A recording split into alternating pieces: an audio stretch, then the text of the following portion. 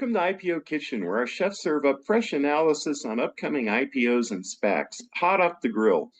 Be sure to follow us on YouTube and TikTok and visit our website at ipokitchen.com for more exclusive content. Today, we're going to discuss the upcoming Blaize Incorporated de-SPAC, or Blaize AI as the company is sometimes referred to.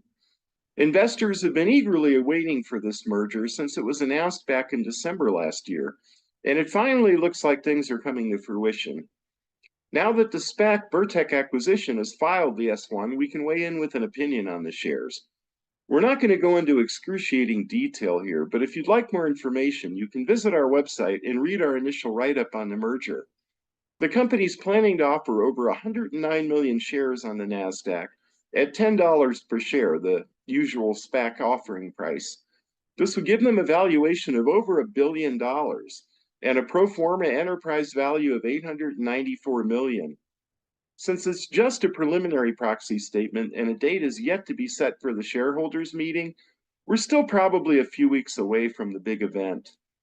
The company has a capable management team who cut their teeth at leading chip manufacturers such as NVIDIA and Intel, a board of directors featuring executive-level experience from companies like Palo Alto, Zscaler, Apple, Broadcom, and BASF, and a prominent lineup of investors such as Mercedes-Benz, Temasek, Samsung, and Franklin Templeton.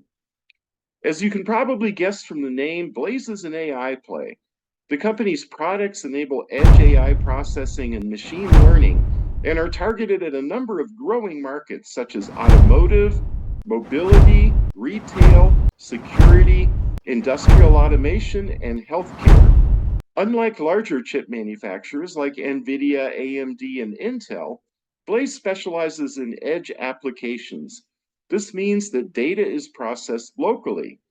This reduces the amount of data transfer to and from a centralized server, which ensures enhanced privacy and operational efficiency.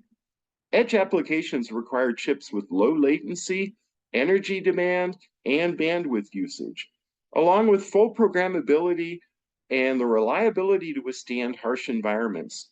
These are all specialized applications where a smaller startup like Blaize can carve out a niche by catering to specific industry requirements. The company claims that its graph streaming processor, or GSP, can provide up to 60 times higher efficiency levels, 50 times less memory bandwidth, and 10 times lower latency than competitive GPUs and CPUs. Let's move on to the billion-dollar question. How big of an omelet are we talking about here? That's tough to say, as opinions vary widely when it comes to future growth in the edge computing market. The more conservative estimates page the compound average growth rate over the next 5 to 10 years between 13 and 20%, while more ambitious forecasts range as high as 48%. The difference appears to be due to the extent to which the impact of the pandemic is weighed into the forecast. So somewhere around 25 to 30% may be closer to the truth. The market's currently valued at around 25 billion and is projected to grow to around 200 billion within the next 10 years. This rapid rate of growth is due to several factors: widespread adoption of IoT devices, increasing automation, rising demand for real-time data analysis, and of course, rapid advancements in AI and machine learning. The biggest part of the omelet will be gobbled up by companies like NVIDIA, Google, AMD, and Intel. Their products appeal to larger customers looking for a solution that satisfies a wider variety of use cases. But there will be some juicy crumbs left over for nimble startups focused on specific edge applications. Some of the more notable companies who compete directly with Blaize include GraphCore, Halo, Sambanova Systems, TensTorrent, and Cambricon. So there's clearly a sizable addressable market, but what about the company? Can Blaize set the market on fire, or are we betting on the right race but the wrong horse? Well, now that the S1's come out, we finally have some clarity. Since Blaize is a private company, their revenue was a big mystery up to this point.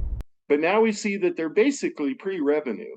They had just under 3.9 million in sales last year, and nearly all of it was engineering services revenue from a minority shareholder.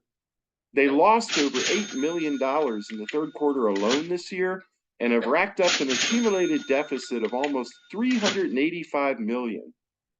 We can also infer that they've experienced some major delays in product launches since they took a $3.6 million write-down on $4.4 million in inventory last year due to obsolescence.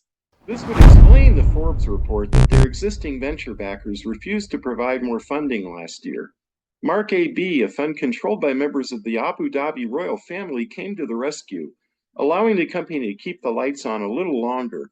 But this raises a new issue in and of itself. The U.S. government has been tightening its control of semi-exports to Middle Eastern countries like the UAE and Saudi Arabia due to concerns over China's use of transshipments from the region to get around technology export restrictions. This may put some of the company's announced contracts firmly in the crosshairs of CFI US, including one worth an estimated $50 million in annual sales from the Gulf Cooperation Council. Consequently, we have some major concerns about the valuation. At the implied market cap of around $1.09 billion, the company would have a price-sales ratio over 270 and an EV to revenue ratio around 224, and that's giving them credit for related party developmental revenue. Even if we include the $50 million contract with the Gulf Cooperation Council and assume the deal won't be held up or nixed altogether by CFI US, we're still at a forward price sales ratio over 20 and an EV to revenue over 16. Due to the valuation, there's not much of a floor to prop the share price up in the aftermarket. We also think there's a good chance the CFI US either scuttles this contract altogether or causes prolonged delays due to China's potential use of edge computing hardware and software in defense applications. Another concern we have is the lockup period. The executive management team and sponsor are locked up for at least 150 days, but the so-called final closing lenders, such as the RT Group and AVA, are exempt from a lockup, and Blaize is obligated to file a registration statement by the time of the merger.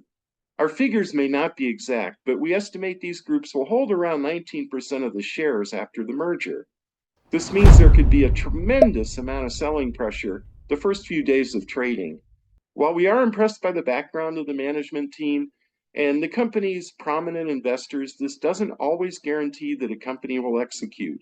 Lucid Motors, which also came to life by means of a SPAC, comes to mind as a case in point. While the hopes were high for Blaize, this SPAC just seems like an opportune lifeline for a company that's repeatedly failed to execute and was running out of other options. In all due conscience, we can therefore only award them one chili pepper. Now that we've given the long-term value crowd a few good reasons to avoid the stock, we're going to throw a bone to short-term traders. We think there's a chance this has a brief run-up after the initial selling pressures abated. We do have concerns about the valuation and revenue visibility, but we think Blaize has a few things going for it that may appeal to the Momo crowd.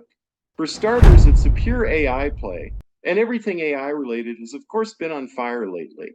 In addition, if you're looking for exposure to a pure play in this area, there are no other alternatives on a major exchange. If you're a speculative, risk-tolerant investor, we'd wait a couple days until the smoke clears before initiating a position.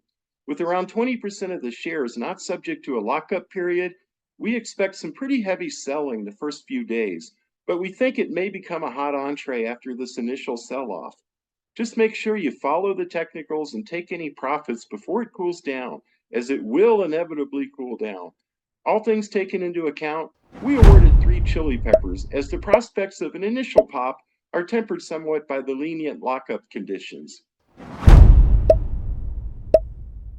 Thank you for watching this video. If it was helpful, please be sure to follow us on YouTube and TikTok and visit IPOkitchen.com for exclusive interviews and candid analysis on IPOs and SPACs.